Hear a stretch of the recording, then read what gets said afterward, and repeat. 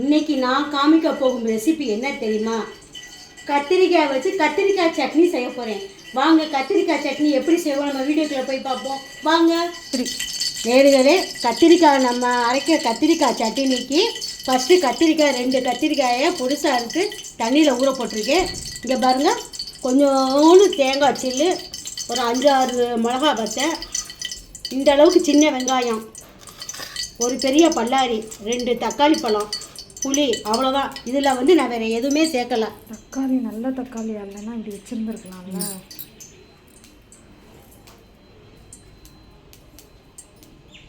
ஒரு ஸ்பூன் எண்ணெய் ஊற்றியிருக்கேன். கத்திரிக்காய் போடுவோம். நல்லா கத்திரிக்காய் வெந்துடணும். நம்ம வதக்குறதுலே நல்லா வெந்துடணும் கத்திரிக்காய்.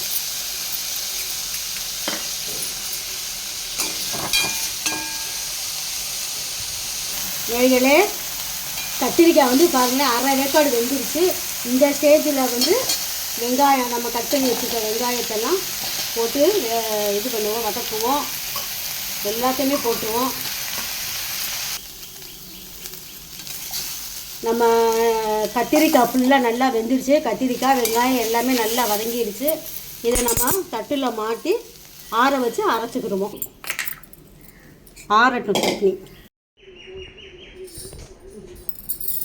2 ஸ்பூன் எண்ணெய் ஊற்றி கடுகை போட்டிருக்கேன் தாளிக்கிறதுக்கு. கருவேப்பிலை. இப்போ நம்ம அரைச்சி வச்சுருக்க சட்னியை போட்டுருவோம்.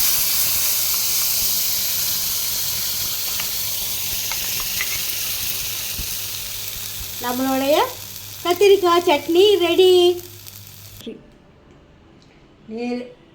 நேர்களே, நம்மளுடைய கத்திரிக்காய் சட்னி ரெடி ஆயிடுச்சு. இந்த கத்திரிக்காய் சட்னி இட்லி தோசைக்கு சூப்பராக இருக்கும், சப்பாத்திக்கு சூப்பராக இருக்கும், சாம்பார் சாதத்துக்கும் ரொம்ப ரொம்ப அருமையாக இருக்கும்.